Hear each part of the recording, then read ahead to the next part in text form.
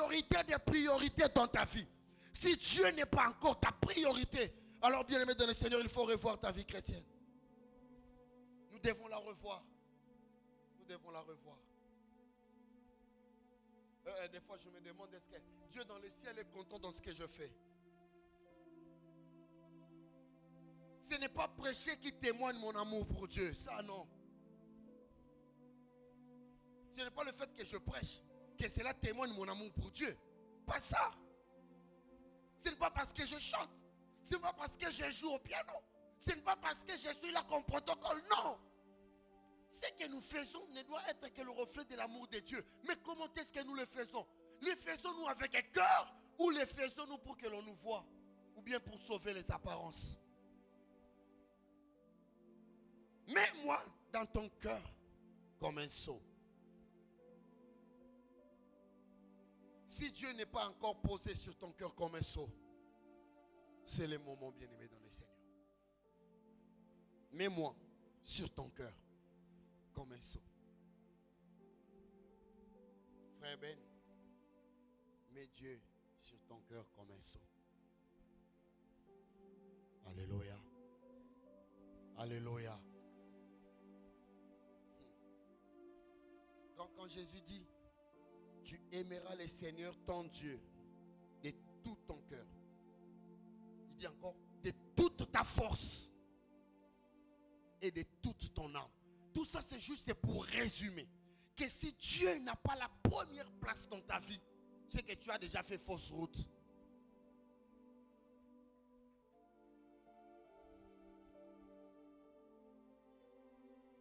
Vous savez, il y a une des liturgies que j'aime beaucoup, c'est la liturgie catholique. Si vous rentrez dans une église catholique, tout le monde sait que là devant c'est sacré. Ah, vous savez ça, non? Mais même quand un prêtre entre, c'est tout le monde qui s'élève. Bon, vous pouvez dire tout ce que vous pouvez dire, c'est le respect du sacré. Tout le monde s'élève, ils acclament. Parce qu'ils savent que cet homme qui rentre là, il porte l'arche de Dieu sur ses épaules. Même quand il faut qu'il fasse la lecture, on lui tient la Bible, on la lui présente et il fait la lecture. Une lecture en chantant. L'Éternel Dieu a tant aimé les mondes qu'il... Bien aimé, cette liturgie-là, ça me plaît beaucoup. Donc parce que tout dans l'église catholique, c'est un chant. C'est une liturgie en psaume, en fait. C'est comme ça qu'ils font les choses. Mais quand vous regardez le sacré, la manière dont les gens respectent les cultes, je ne dis pas que tous ceux qui y vont, ils sont beaucoup mieux que nous. Il y a des aventuriers partout. Il y a aussi de ceux-là qui sont dans les cultes, mais ils prennent des photos, ils sont dans les cultes, mais ils sont en train de chatter. Mais nous, ce que nous voulons, que nous changions notre façon de servir le Seigneur, notre façon de considérer Dieu. Plaçons Dieu sur notre cœur. Pas seulement avec notre bouche, notre propre conscience doit témoigner que dans mon cœur là, c'est Jésus qui vit.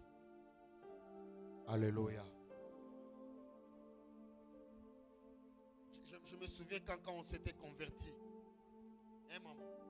Nous, quand on s'était converti là, tout ce que l'on voulait, on voulait être seulement dans la présence de Dieu. Tout ce que l'on voulait, c'est plaire à Dieu à tous égards.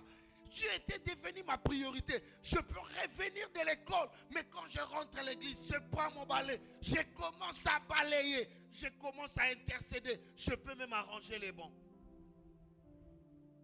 Personne ne pouvait me demander de le faire, mais je le ferai parce que j'étais passionné de cet amour pour Dieu.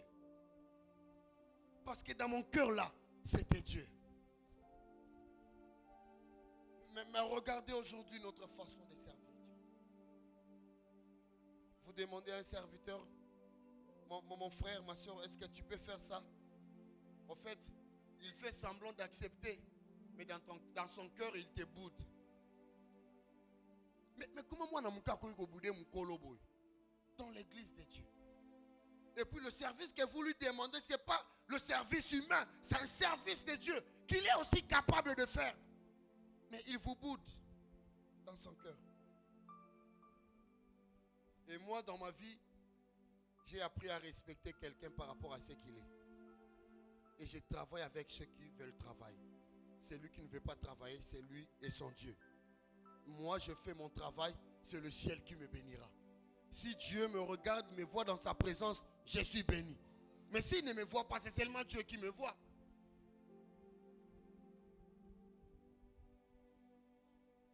Nous avions y veillé le vendredi dernier. Ah, mais même des fois, quand je regardais l'église, je me suis dit, bon, d'accord, bon, peut-être c'est la saison sèche. Bon, je ne sais pas. Est-ce que les gens ne sont pas dispo pour Dieu? Je ne sais pas non plus. Mais ça, c'est Dieu qui le sait. Tout le monde a ses raisons. Mais le plus important pour moi, ce n'est pas le nombre de gens qui n'étaient pas venus. Le plus important pour moi, c'est les cœurs qui étaient là dans la présence de Dieu. Parce que quelqu'un peut être là présent, mais son cœur n'est pas là avec le Seigneur. Alléluia. Est-ce que l'évangéliste est en train de condamner les gens qui n'étaient pas venus à la veillée? Non, non, non. Non. C'est à moi de faire ça d'abord? Non plus. Non. Mais tout ce que je veux, tout ce que Dieu veut de nous, que nous placions Dieu en première position dans notre vie. Yaya, comment est-ce que Dieu pourrait nous défendre face au complot si nous n'apprenions pas à le placer sur le premier plan dans notre vie? Au premier degré de notre vie, ça doit être Dieu. Au deuxième degré, Dieu. Au troisième degré, Dieu. Et pour tous les degrés de ta vie, ça doit être Dieu. Et Dieu doit crier partout dans ce que nous faisons. Alléluia. Mets-moi dans ton cœur comme un sceau. Vous savez, si vous épousez une femme qui ne vous aime pas, vous allez souffrir dans la vie. Hein? Bon, les hommes, il vous est déjà arrivé d'aimer une jeune fille là, qui fait semblant de vous aimer, mais en fait, vous sentez vous-même que l'amour que vous lui donnez là n'est pas réciproque. Et vous allez souffrir. D'abord, elle sera têtue. De deux, elle vous boudera à tout moment. De trois, elle ne sera jamais soumise. Pourquoi? Parce qu'elle sait qu'elle ne vous aime pas. Mais c'est vous qui vous voulez vous accrocher à elle. D'office, elle va en tirer profit pour se jouer de vous. Qu'elle n'a pas besoin de vous rencontrer. Elle vous dit, je n'aurai pas le temps parce que ma maman m'a envoyé quelque part. Alors que ce n'est pas maman qui l'a envoyé quelque part. C'est parce qu'elle a rendez-vous avec un autre gars qu'elle aime abondamment. Qui malheureusement, cet homme-là ne l'aime pas comme elle l'aime. Alors qu'il y a quelqu'un qui l'aime beaucoup, elle la rejette. Elle le rejette. C'est compliqué la vie. Hein? Alléluia. Vous voyez combien de fois nous faisons mal à Dieu? Parce qu'avec tout l'amour qu'il nous donne, nous n'apprécions pas cet amour. Nous préférons faire des choses que comme nous les voulons. Comme nous les voulons. Alléluia. Il a dit deux choses. Mets-moi comme un sceau sur ton cœur, comme un sceau sur ton bras. Deux choses. L'amour ne doit pas consister avec des mots. L'amour ne doit pas seulement rester dans le cœur. L'amour doit être éprouvé par des actes. Quand tu m'aimes dans ton cœur, ton bras aussi m'aimera. Oh, vous êtes là avec moi? Oh, peuple de Dieu, vous êtes là avec moi? Quand vous aimez Dieu avec votre cœur, vos bras aussi témoigneront de l'amour que vous portez pour ce Dieu-là. Quand quelqu'un dit que Seigneur, je t'aime de tout mon cœur, mais il n'est pas prêt à payer sa dîme, il n'est pas prêt à offrir à Dieu, c'est que cette personne-là, son amour n'est pas vrai. Jésus même dit, petits enfants, n'aimons pas seulement en parole, mais aussi en acte. Mets-moi sur ton cœur comme un sceau, mais aussi sur ton bras comme un sceau. Dans tout ton travail, Jésus-Christ doit être là.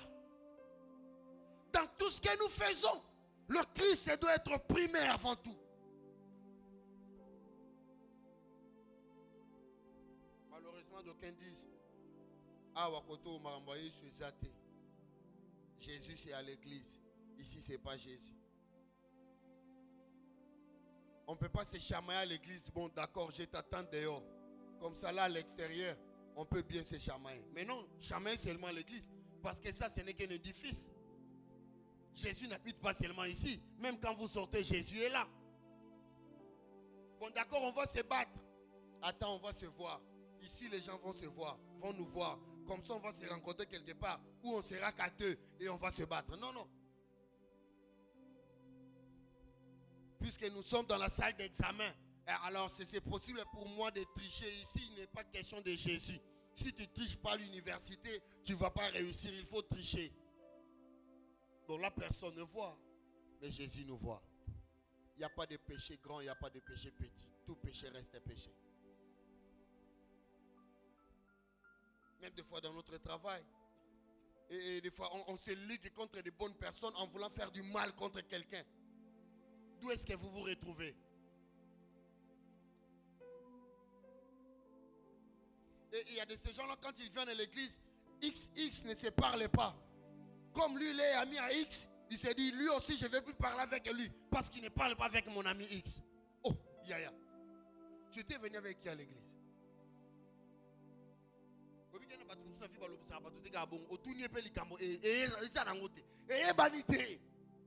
À l'occasion de rien.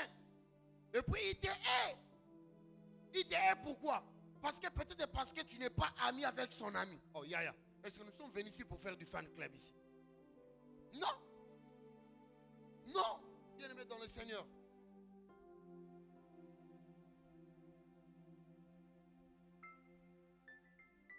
Quand je tiens le micro là, si je ne le tiens pas avec amour, ce que je fais là, je ne fais rien. Même quand je prêche là, Yaya, si je ne le fais pas avec tout mon cœur, je ne fais rien.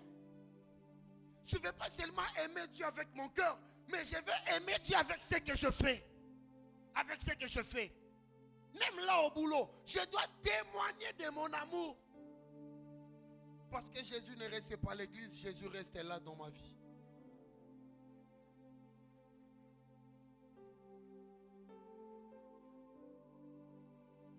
Comment se fait-il que quelque chose que toi tu as acheté à 10 francs, mais tu veux le vendre à 100 francs? Quel dégât qui me t'aime, mon ami? C'est ça les Congolais. D'accord, si tu mets tes transports, s'il faut vendre quelque chose, même s'il faut gagner 100%, vous vendrez ça quoi? Peut-être de 20 francs.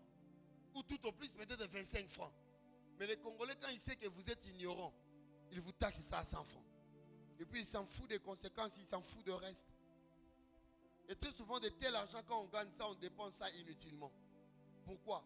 Parce que quand il y a déjà de la malhonnêteté quelque part, Dieu peut vous créer un problème pour vous soutirer tout ce que vous avez gagné malhonnêtement.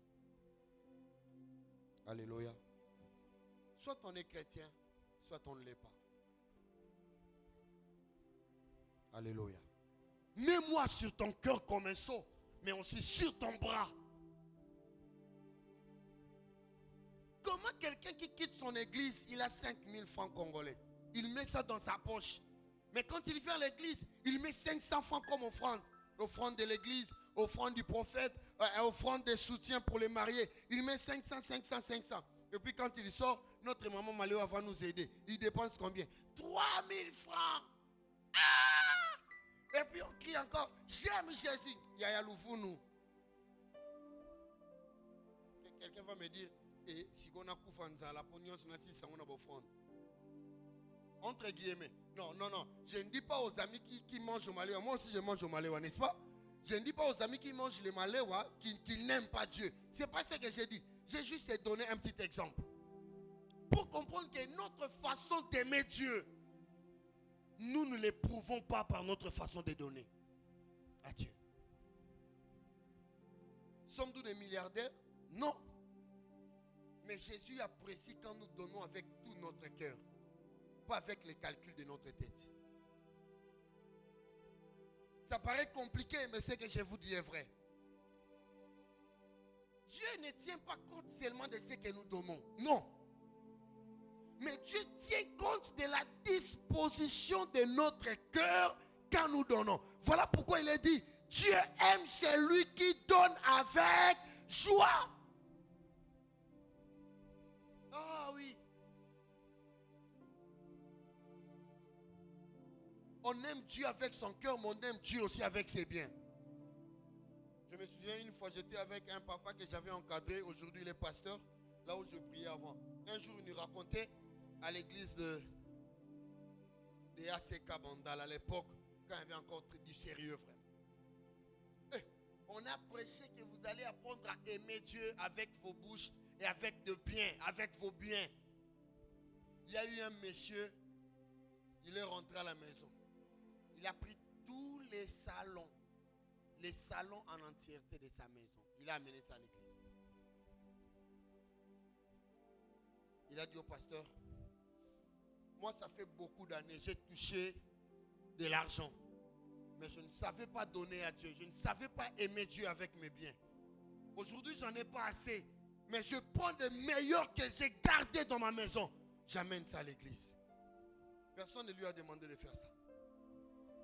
Mais quand vous témoignez de votre amour à Dieu, par vos dons, par vos offrandes, le ciel témoignera aussi sur vous. Attendez. De toute la vie d'Abraham, Dieu lui ne faisait que des promesses, non? Abraham, je te bénirai. Je suis ton bouclier. Mais Dieu voulait tester Abraham. Je t'ai donné ce que tu recherchais. Je t'ai donné Isaac. Mais regarde ce que Dieu fait. Donne-moi ton unique. Est-ce qu'Abraham n'avait que l'unique enfant? Je vous dis que celui que Abraham portait plus dans son cœur, c'était qui? Isaac. Mais Dieu lui demande encore cet unique enfant. Dieu n'est pas cruel, par exemple. Non. Mettons-nous à la place d'Abraham. Si toi là, tu étais Abraham, ou bien si moi j'étais Dieu, je t'ai demandé de me donner ton fils unique. Yaya, tu me traiterais de qui? N'est-ce pas des sorciers? N'est-ce pas de magiciens? Tu dirais, mais Dieu a un mauvais cœur, Dieu est méchant. Comment le fils que j'ai attendu pendant 100 ans, tu me le donnes et puis tu me le redemandes encore? Est-ce que Dieu avait besoin d'Isaac? Non, je vous pose une question. Est-ce que Dieu avait vraiment besoin d'Isaac? Une deuxième question. Est-ce que vous pensez que Dieu a vraiment besoin de votre argent? Non. Mais pourquoi Dieu nous le demande? Ils sont sortis de l'Égypte. Ils sont dans le désert. Ils travaillaient où? Mais Dieu parle à Moïse, il dit, parle à mon peuple. Parle surtout aux gens qui ont un cœur généreux. De donner de l'or, de donner de leurs biens pour pouvoir faire le travail que je t'ai demandé de faire. Ça paraît méchant de la part de Dieu. Mais ce que Dieu te demande, c'est une clé pour ta propre bénédiction. Oh, vous m'écoutez, non? Ce que Dieu nous demande, c'est une clé. Au fait, nous libérons une clé à Dieu pour ouvrir les écluses des cieux en notre faveur. C'est comme cela que quand Abraham a accepté, il a dit, Isaac, je l'ai reçu de Dieu. Et si Dieu me le demande, qu'est-ce que je dois faire? Je lui donne. C'était difficile pour lui. Mais il a dit, j'apprécie faire la volonté de Dieu que garder mon égoïsme. Quand il part pour sacrifier, Dieu en fin de compte dit, Abraham, maintenant je sais que tu m'aimes. Dieu ne dira pas que tu l'aimes parce que tu passes tout le temps à l'adorer. Dieu témoignera de ton amour quand il verra ta façon de donner changer. Pas seulement donner à l'église. On peut aussi donner à l'orphelinat. On peut aussi donner aux prisons. Il y en a beaucoup. On peut donner aux hôpitaux. Tout comme on peut aussi soutenir l'œuvre de Dieu. Alléluia. Mais quand nous le faisons, avec quel cœur le faisons-nous? C'est ça en fait le plus grand problème. Je peux beau prêcher. Je peux être un bon prieur. Je prie 2 heures du temps, 8 heures du temps, 10 heures du temps, 12 heures du temps. C'est bien beau. Mais si je ne sais pas témoigner de mon amour à Dieu en donnant, je peux risquer de mourir pauvre dans la vie. Alléluia. Mais vous ne vous posez pas de questions. Comment des gens comme Abraham, Jacob, Isaac, ces gens-là étaient prêts à donner de tout leur bien à Dieu? Il vous est déjà arrivé d'imaginer ce que Salomon avait fait? Un homme comme moi, je ne méritais pas de devenir roi. Mais qu'est-ce qui a fait que Dieu puisse me pointer pour devenir roi, alors qu'il y avait des gens qui étaient bien qualifiés que plus que moi? D'ailleurs, on parle d'Adonijah auquel, de toute sa vie, il n'a eu reçu aucun de reproche de ses parents. Mais Dieu ne l'a pas choisi. Dieu a choisi Salomon. Regardez le jour où Salomon devait offrir à Dieu. Il avait offert combien? 1000 holocaustes. Vous savez que c'est facile de dire 1000 bœufs. Mais quand il faut compter 1000 bœufs, posons-nous la question. Quand il faut commencer, parce que quand on dit holocauste, c'est une offrande qu'on doit brûler en entièreté. On n'enlève rien. Combien d'hôtels étaient là pour pouvoir brûler 1000 bœufs? 1000! Ça a pris combien de jours? Parce qu'en un seul jour, on ne finirait pas de brûler 1000 bœufs.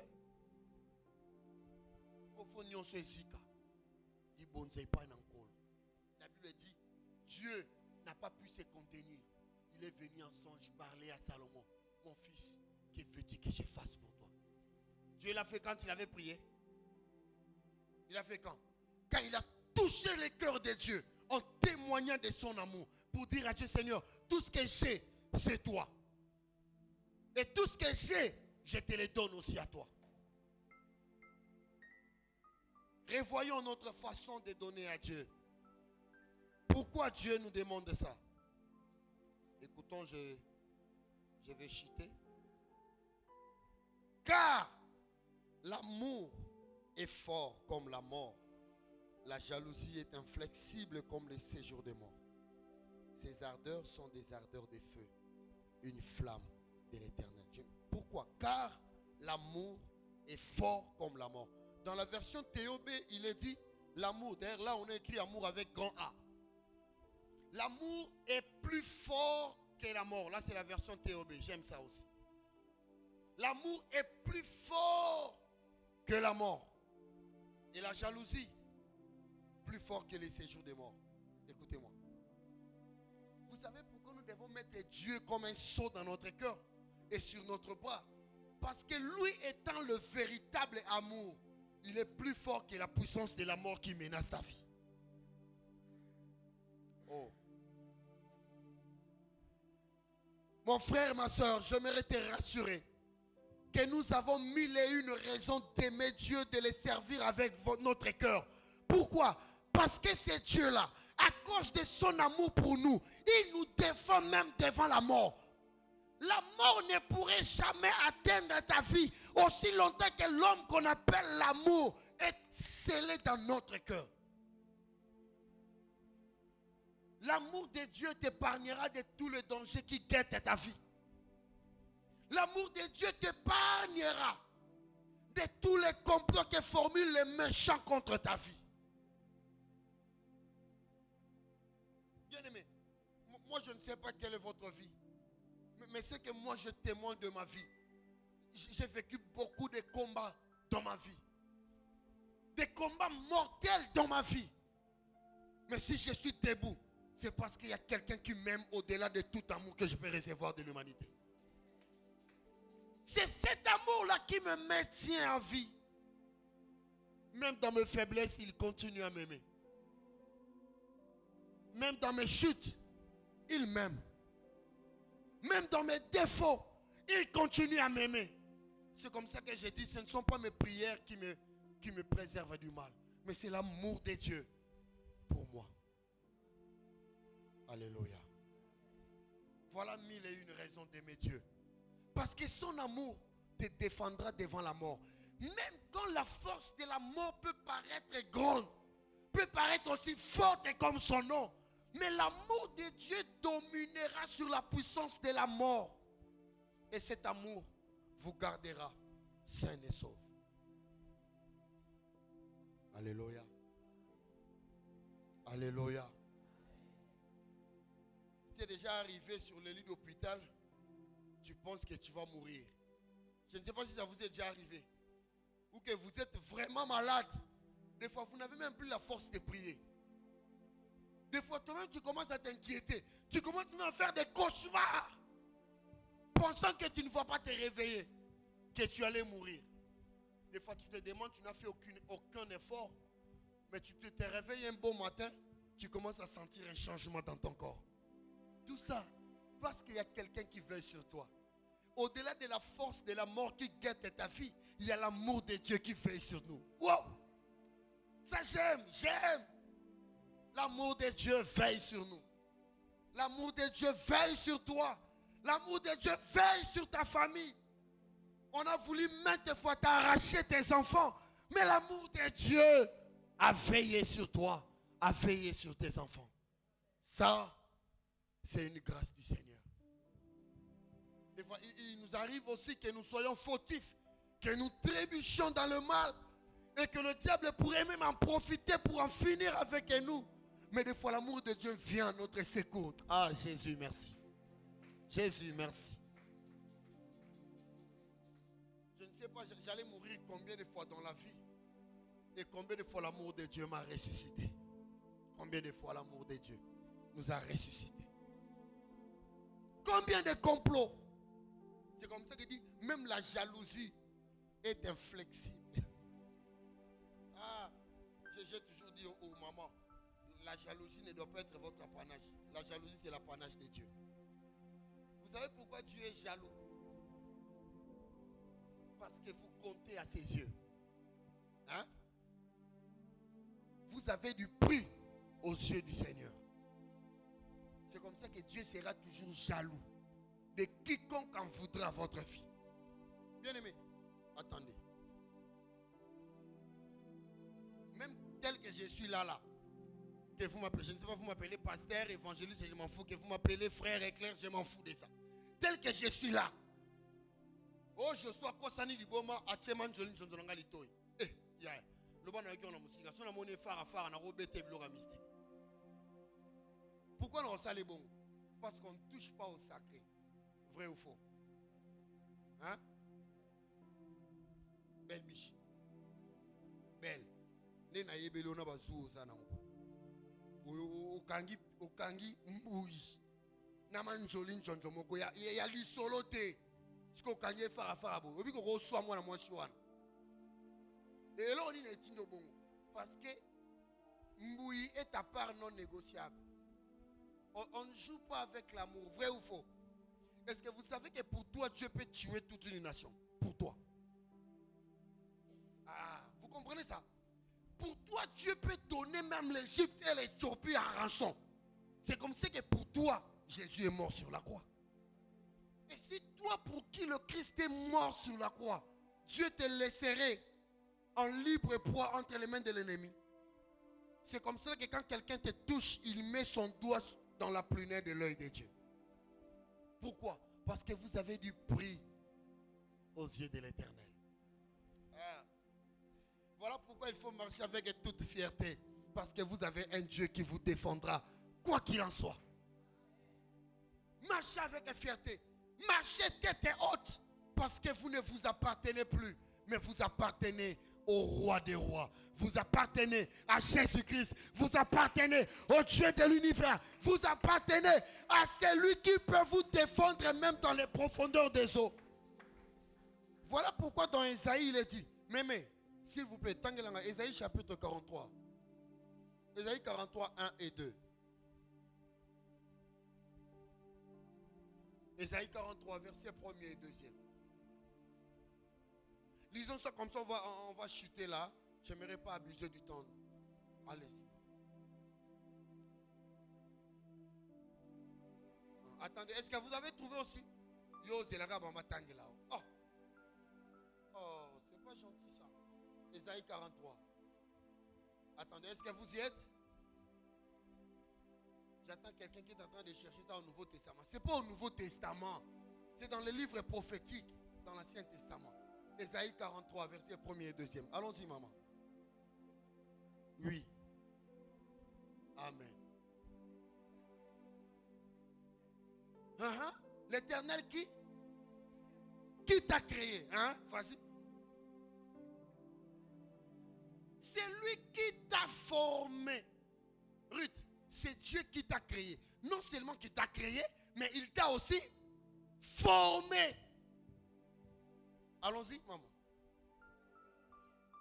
Ne crains rien. Hein? Oui, car je te rachète. Je t'appelle par ton nom. Oh.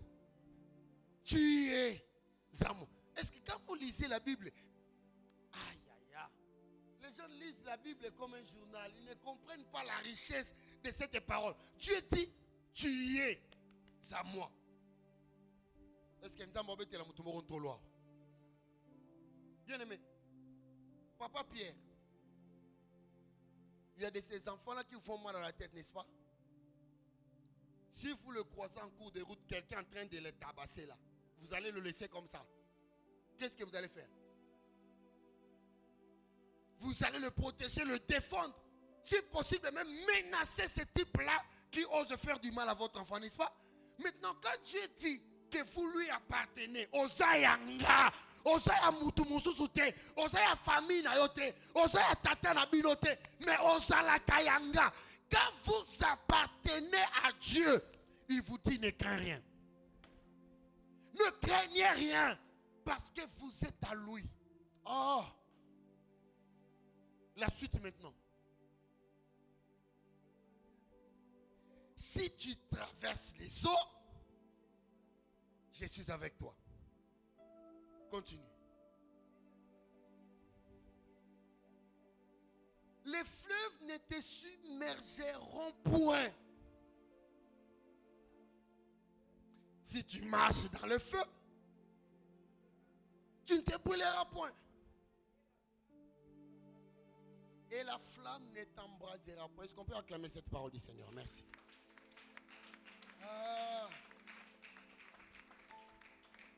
Qu'ils formulent leur complot comme ils veulent, je m'en fous de ça. Qu'ils parlent du mal de toi, qu'ils te critiquent et rutent comme ils veulent, on s'en fout de ça. Qu'ils disent que vous avez touché au fétiche, on s'en fout de ça. Qu'ils planifient votre échec, on s'en fout. Je n'ai pas peur et je ne crains rien. Pourquoi? Parce que je sais qu'il est avec moi. Ah, voilà pourquoi David dit, même quand je marche dans la vallée de l'ombre de la mort, je ne crains aucun mal, car tu es avec moi. Il ne s'est pas limité là. Il dit, ta houlette et ton bâton me rassurent. Pourquoi ta houlette? Même quand je trébuche, même si je tombe dans un trou, ta houlette te servira pour me tirer de là. Et comme un bâton, si je sors de la voie, tu me taperas à côté pour que je rentre dans la voie. C'est comme cela que je ne crains pas. Je continue à marcher. Même quand tout va mal, je continue à marcher. Même quand je n'ai rien, je continue à marcher. Même quand ils forment des complots, je continuerai à marcher. Car tu es avec moi. Ne crains rien, mon fils. Ne crains rien, ma fille. Tu es à moi. Là, c'est Dieu qui parle. Tu es à moi. Frère Moïse a dit, bon, je ne maîtrise pas ça très bien, mais hey, bana, nazalaka yanzambe, hey, bana, kenga, nazalaka yanzambe. Nangamba Egypto, mon lilie, nangamba Israëla, pole bimie, bisika ye, swaza ye, banaka, présence naye. Ole nangai sandukwa mibeko ekei wapi ekeko pambola obede dome bisika Yesu azebungana kateo présence naye lipamboli nayo aya Yesu ajali dans mon cœur. Yesu ajali. Il est là dans mon cœur. Yesu ajali awa. Yesu ajali. Esala kanga netili boma e. Soki Yesu nanga ya kitiawa. Na ebakate na pesa ye nini. Nyonso nazali eza se Yesu. Andi manga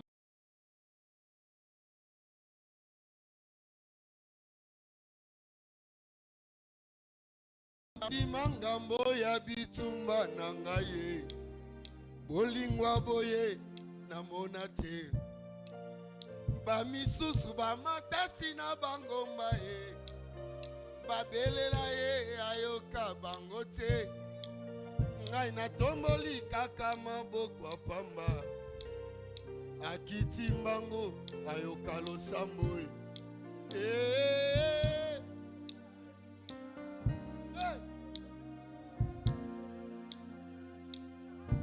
Azalia wa Yesoyo. Je l'ai mis sur mon cœur comme un sceau. Il est là. Il est là. Il m'a dit, ne crains pas. Tu es à moi. Même si tu marches sur les eaux ne vont pas te submerger. Même si tu traversais les fleuves ne vont pas te noyer. Quand on parle des eaux, quand on parle de fleuves, cela ne représente pas la parole de Dieu, non. Les eaux, les fleuves pour les Juifs représentaient les lieux des esprits méchants. Vous êtes là avec moi? Les fantômes circulaient sur des eaux. C'est comme ça que même lorsque le Christ est marché sur les eaux et que Pierre les a aperçus de loin, il a crié, fantôme, fantôme. Mais Jésus a dit, rassurez-vous, c'est moi. Une manière de dire, moi Jésus, j'ai dominé sur les forces occultes de la mer. Même quand tu traverses pendant les périodes où les gens complotent contre toi, Dieu dit, les complots ne vont pas te submerger, ils ne vont pas te noyer. Pourquoi? Parce qu'il est là avec vous. Une fois Dieu m'a dit, quand tu traverses les eaux, je te donnerai la nature de l'eau pour que l'eau comprenne qu'il ne peut rien contre toi. Même quand tu marches dans le feu ne fera rien. Là, il me donne l'illustration de Meshach, Shadrach, Abednego. Dans le feu ne les a pas consumés. Pourquoi? Parce qu'eux-mêmes étaient de la tribu de Juda. Les gens de Juda sont des lions. Or, les lions ont le même vertu que les feux. Donc, en d'autres termes, ils étaient aussi des feux. C'est comme ça que même quand ils se sont retrouvés dans le feu ne pourraient rien faire contre eux. Parce qu'ils étaient déjà amis de feu. Même les lions ne pourraient rien faire contre Daniel. Parce que Daniel aussi était un lion. Parce qu'il était de Juda. C'est un lion de la tribu de Juda. Quand je traverse les feux c'est l'image des épreuves de la vie. Même quand les situations sont difficiles. C'est comme ça qu'il est dit. Reprenons un peu Cantique des Cantiques là. Les grandes eaux ne peuvent éteindre l'amour. Et les fleuves ne les submergeraient pas. Vous écoutez ça? Hein? Les fleuves ne peuvent éteindre, les grandes eaux ne peuvent éteindre l'amour.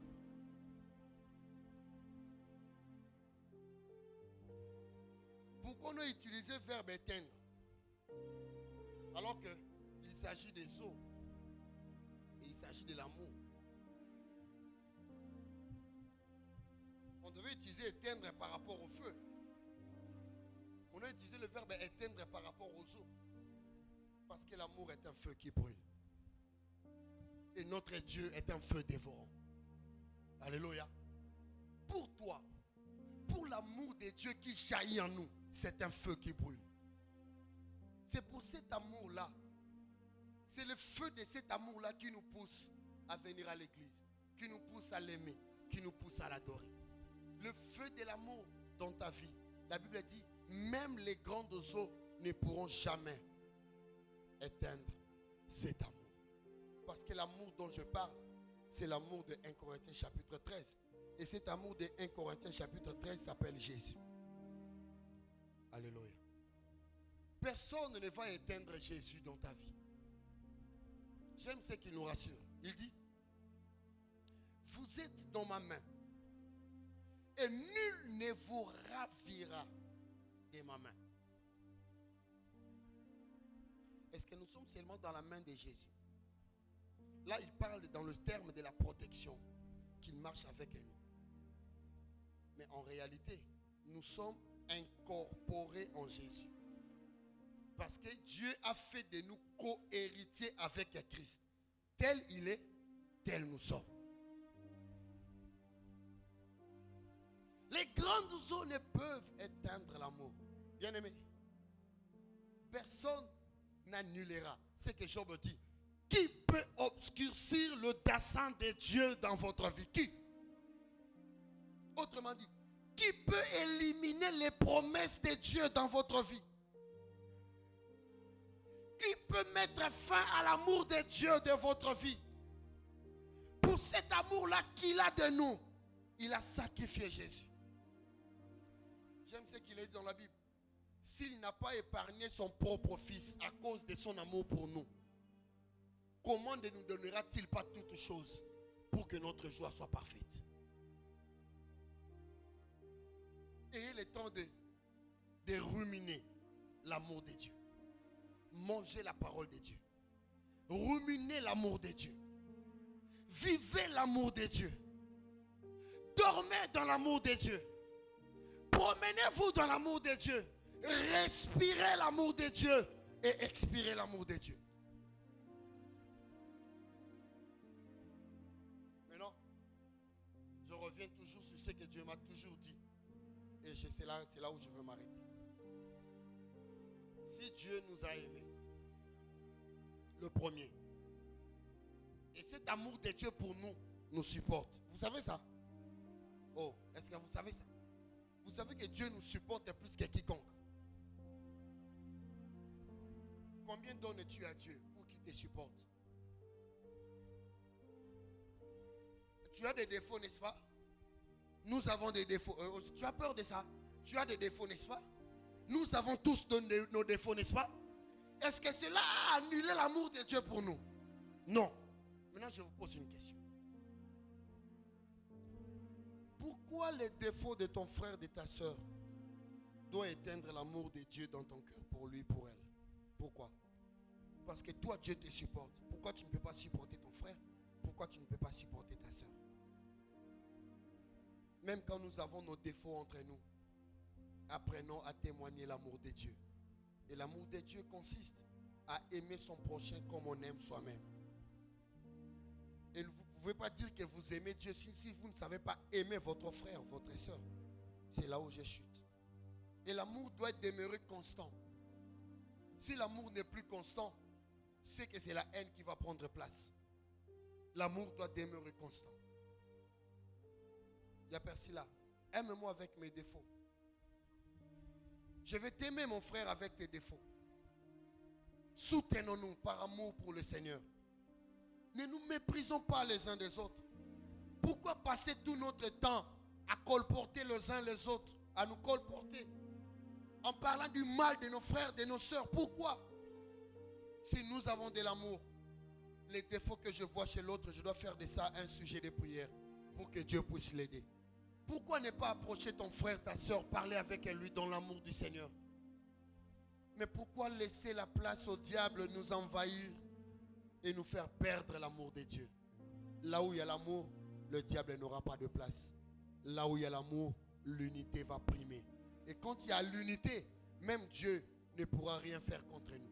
Vous savez que même pour la tour de Babel, Dieu a dit parce qu'ils parlent le même langage, ils sont unis, nous ne pouvons rien faire contre eux.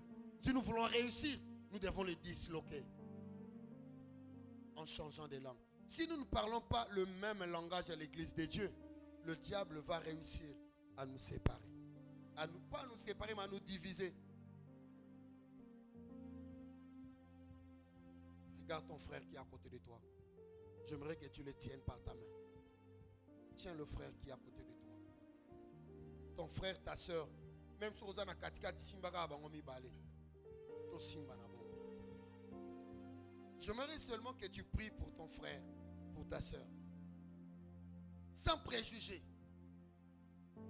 Papa, vous êtes seul là derrière. Vous pouvez vous mettre à côté. Frère dit de côté à papa, comme ça aussi, papa. J'aimerais que tu pries pour ton frère, pour ta soeur. Est-ce que tu peux demander la bénédiction de Dieu dans sa vie, par amour pour le Seigneur? Est-ce que tu peux prier que Dieu fasse du bien à ton frère, à ta soeur? Que Dieu l'amène encore bien loin. Même s'il est malade, pendant que nous nous touchons, que Dieu le guérisse. Prions au nom de Jésus.